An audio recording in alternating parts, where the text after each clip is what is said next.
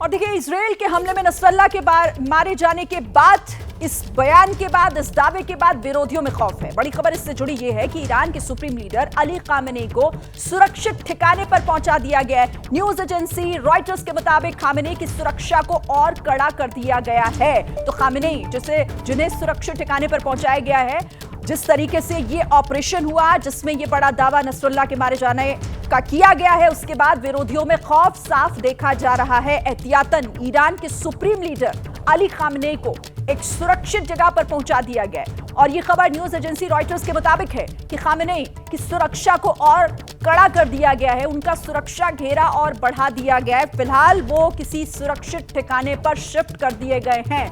Nasrallah की हत्या से ईरान में खौफ, और तस्वीरें भी आपको हम इस वक्त दिखा रहे हैं, ताजा तस्वीरें हैं और धुआं अभी भी उठता हुआ दिखाई दे रहा है। कितना बड़ा हमला था ये, कितनी बड़ी एयर स्ट्राइक थी ये, जहां पर 85 एक टन वजनी बम गिराए गए, कि धुआं अभी भी साफ दिखाई दे रहा है। बेरूत में जहां पर हिजबुल्लाह का यह हेडक्वार्टर मौजूद है, वहां देखिए आप, इस हमले के बाद घंटों बाद भी वहां पर धुआं अभी भी उठता हुआ साफ दिखाई दे रहा है। उस बिल्डिंग को, उस हेडक्वार्टर को तबाह करने का दावा इजराइल कर रहा है, लेकिन अब इस पर किस तरीके से बयानबाजी भी सामने आ रही है।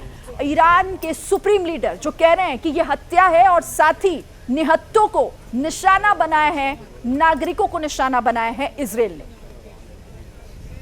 हमारे साथ डिफेंस एक्सपर्ट कुलकर्णी जी भी बने हुए हैं। सर, आप इसे किस तरीके से देख रहे हैं? ये बड़ा दावा हिजबुल्लाह के खात्मे का जो कर रहा है इजराइल, जिस तरह से पहले यूएन में ये बयान देना कि हम ही जीतेंगे, सर ये जीत है या आगे इसका असर आप किस तरीके से देख रहे हैं? धन्यवाद शरीन। मैं कहूँगा कि जबरदस्त खलबली जो है दुश्मनों के कैंप में आ गई है। आपने देखा जब पेजर और जिस प्रकार से वॉकी टॉकीज और सोलर पैनल्स के बाद जो एक तरीके से मैं कहूँगा पैरालिसिस हो गया था हिजबुल्लाह के पूरे उनके जो लीडरशिप है वो मारी गई, तकरीबन 70% मारे गए।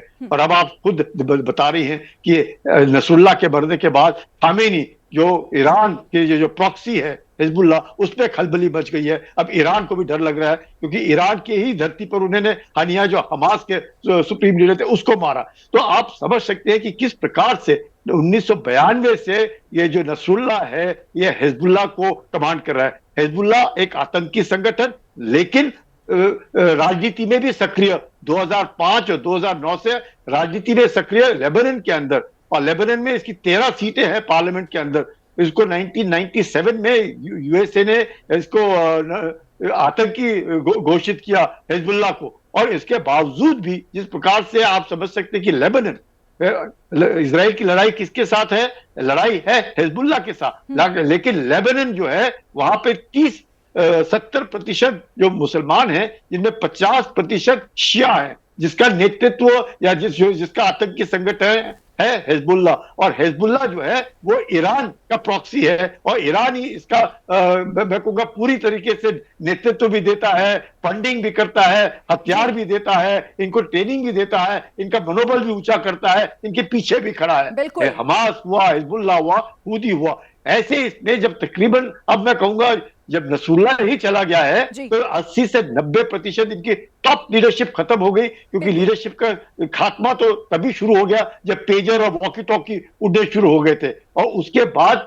और इतने एयर स्ट्राइक के बाद, पहले एयर स्ट्राइक में ही नसरुल्लाह जाना था पर नहीं गया, दूसरे जब नसरुल्लाह अपने एड्रेस कर रहा था कि उसी वक्त उन्होंने फाइटर्स बिल्कुल सही आप कह रहे हैं। और वो जब इजराइल ने ये कमर जो साउंड बैरियर्स है, ये कमर तोड़ी है जिस तरीके से हिजबुल्लाह की, और इसका असर अब आने वाले समय में क्या होगा, फिलहाल तो खौफ दिख रहा है। इस पर भी मैं आपसे बात करूंगी। सर, आप रहिएगा हमारे साथ। जैसे ही घड़ी का काटा दोपहर 2:30 पे आए, बबीता जी का दिल सास बहू साजिश के लिए मचल जाए।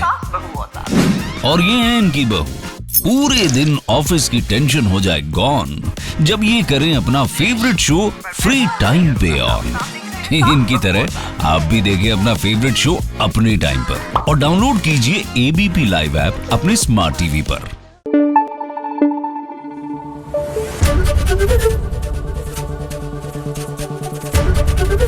एबीपी न्यूज आपको रखे आगे।